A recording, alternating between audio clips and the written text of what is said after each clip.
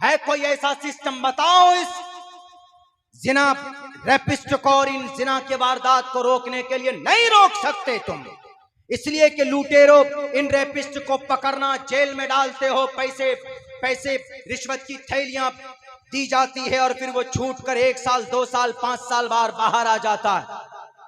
मैं कल के स्पीच का हमारे इस देश के प्राइम मिनिस्टर का बहुत स्वागत करता हूं। उन्होंने एक बात कही कल लाल किला के संबोधन में।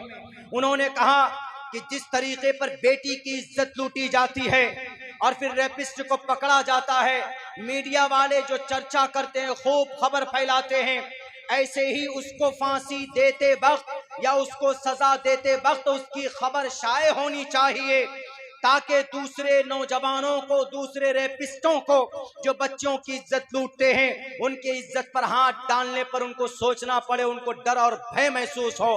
बल्कि एक फिल्मी दुनिया का एक एक्टर ऋतिक रोशन ने भी यही आज ट्विटर के अंदर लिखा है, ये कहा है कि भाई ठीक है, आज इन 3-4 वाकयात को हम इंसाफ दे देंगे, इन रेपिस्टों को पकड़कर जेल भेज देंगे, लेकिन आइंदा आने वाले वक्त में हमारी समाज की बेटियों की इज्जत न लूटे, ऐसा कोई ठोस कानून बनना चाहिए और रेपिस्टों को सजा मिलनी चाहिए ऐसी कि ताकि किसी दूसरे इंसान, किसी दूसरे नौजवान का हाथ किसी बेटी की इज्जत पड़ने से पहले उसको सोचना चाहिए। मेरे भाइयों, मैं कहता हूं, अगर आपको इसका इलाज चाहिए तो कुरान उठाइए। कुरान को गलत कहने वाले, इस्लामिक हुक्म को तशद्दुद से नापने वाले, कुरान कहता है अज़्ज़ानियतु वज़्ज़ानी फजलिदू कुल्ल वाहिदिन मिनहुमा मिअता जल्दा वला ताख़ुज़ुकुम बिहिमा राफ़तुन फ़ी दीनिल्लाह इन कुंतुम तुअमिनून बिल्लाहि वल यौमिल आखिर वल्यशहद अज़ाबहुमा ताइफ़तुम मिनल मुअमिनीन। 18वें पारे के अंदर सूरह नूर है। जो लोग कुरान करीम को पढ़ना जानते हैं, उनके तफसीर को उर्दू हिंदी के अंदर मौजूद है, पढ़िए। रब कहता है अज़्ज़ानियतु वज़्ज़ानी, जिना करने वाली मर्द औरत मर्द कोई भी सामने अगर पकड़ा जाए तो उन दोनों को मैदान में लाओ और उनके सर से पैर तक 100 कोड़े बरसाओ। अगर वो शादीशुदा नहीं है, शादीशुदा मर्द औरत दोनों नहीं, यानी लड़का लड़की अगर शादीशुदा नहीं, अगर वो जिना करते पकड़े जाएं, नाजायज संबंध में रहते पकड़े जाएं तो 100 कोड़े बरसाओ।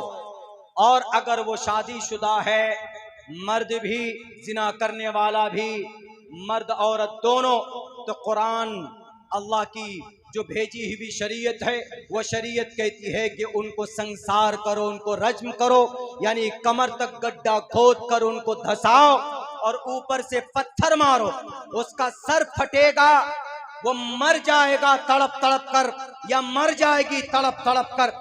और अल्लाह क्या कहता है, वल्यशहद अज़ाबहुमा ताइफ़तुम मिनल मुमिनीन, और अजाब सजा बंद कमरे में मत दो, बल्कि चौराहे पर दो। यानी जो चीज पिछले कल प्राइम मिनिस्टर साहब ने बयान किया, वो अल्लाह ने 1458 साल पहले कुरान में बताया, अल्लाह के नबी ने पढ़ पढ़ कर सुनाया कि अगर जिना को रोकना है तो जानी को पकड़ो, सजा दो लोगों के सामने में।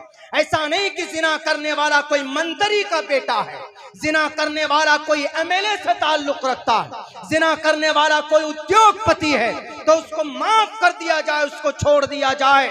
ऐसा बिल्कुल नहीं होगा। कुरान कहता है कि वला ताखुजुकुम बिहिमा राफतुन फी दीनिल्लाह, अल्लाह की शरीयत में कोई उद्योगपति नहीं, कोई दादा नहीं और कोई दबंग नहीं चलेगा।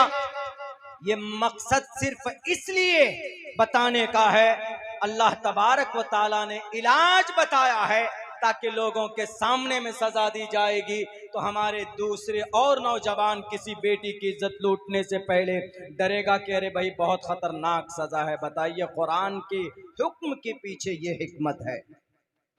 इसीलिए हम बार बार कहते हैं कि भाई शरीयत को, जो हमारे शरीयत के जानकार हैं, उनके लिए जिम्मेदारी बनती है कि वो लोगों को समझाएं और बताएं।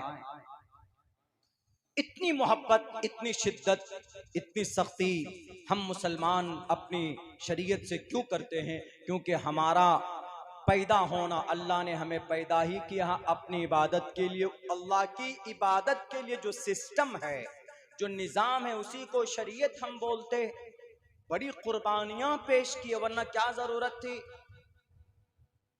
हमारे सहाबाए कराम, हमारे पूर्वज को अपनी जान की कुर्बानी पेश करने की, क्योंकि वो जानते थे अल्लाह के हुक्म में हिकमत है। ऐसे नहीं है कोई हुक्म ऐसे ही नहीं नाफिज कर देता है कि नहीं चलो। बास लोग जो आजाद ख्याल के हैं कि नहीं मौलाना आप शरीयत की बात करते हैं, ये मॉडर्न जमाना आ गया है, आज ये जदीद साइंस का जमाना है। ये तो जदीद साइंस का क्या, अरे अल्लाह के नबी, हमारे नबी मोहम्मद रसूलुल्लाह ने लेजर साइंस को इस्तेमाल करके बताया। लेजर साइंस, हमारे मेडिकल और साइंस के स्टूडेंट को भी मालूम नहीं होगा कि लेजर साइंस क्या। मैं बताता हूँ, पढ़िएगा, वह जमाना आएगा तो पता चलेगा। लेजर साइंस, आज जदीद साइंस में आप ट्रेन में बैठते हैं, बुलेट ट्रेन में 350 किलोमीटर दूर जा सकते हैं, इतनी स्पीड है। जदीद साइंस का एक मॉडल आपके सामने। लेकिन जब लेजर साइंस का जमाना आएगा तो 1 मिनट में आदमी 2,20,000 किलोमीटर सफर करेगा। Laser science. और ये जमाना आएगा, किसका जमाना होगा? वो दज्जाल का जमाना होगा। और अल्लाह के नबी ने लेजर साइंस, हालांकि वो तो असल में अल्लाह की कुदरत और अल्लाह ने अपनी ताकत के जरिए से अल्लाह के नबी को चंद मिनटों में आसमान, जमीन से लेकर आसमान तक और अर्श तक और रब अपने पास तक बुलाया और आए जन्नत और जहन्नम देखकर। ये लेजर साइंस तहकीक करने वाले मुहक्किकीन ने ये कहा है कि वो लेजर साइंस का ही इस्तेमाल हुआ था। और लेजर साइंस इस्तेमाल जब उसका ज़माना आएगा तो क़ुव्वत कशिश रुक जाती है।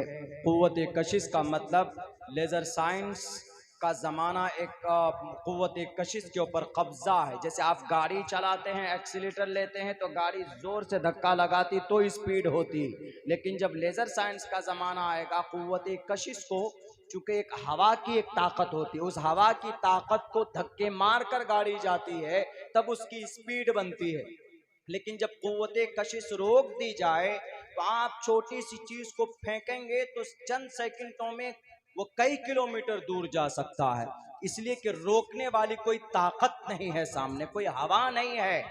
ये टॉपिक अब से बहुत बाद की है लेजर साइंस। अगर मेरी तकरीर का वीडियो होगा उस जमाने में जब दज्जाल आएगा तो शायद कहने वाला कहेगा कि भाई कुछ लोग थे जो इस पर तहकीक कर रहे थे। चूंकि उड़न तश्तरी दज्जाल का जमाना कहते हैं कि एक कदम उसका मशरिक में होगा तो दूसरा मगरिब में होगा। ये ताकत उसके अंदर कहाँ से आएगी? ये लेजर साइंस, ये सारी ताकत हालांकि अल्लाह की तरफ से पैदा की हुई है। अल्लाह ने कुरान में कह भी दिया, व यख़्लुक़ु मा ला तालमून, अल्लाह ऐसी चीजों को पैदा करेगा जिनको तुम नहीं जानते। इस वक्त हम जानते हैं लेजर साइंस को नहीं जानते, लेकिन अल्लाह पैदा करेगा, वो सिस्टम वो निजाम बना दिया है, पैदा होगा, इस दुनिया के अंदर हो करके रहेगा। मेरे भाइयों, तो हम उस प्लेटफॉर्म से हैं, हम लोग इस्लामिक प्लेटफॉर्म से हैं। लेकिन ये इस्लामिक प्लेटफॉर्म ऐसा नहीं है कि इस देश से मोहब्बत नहीं सिखाता,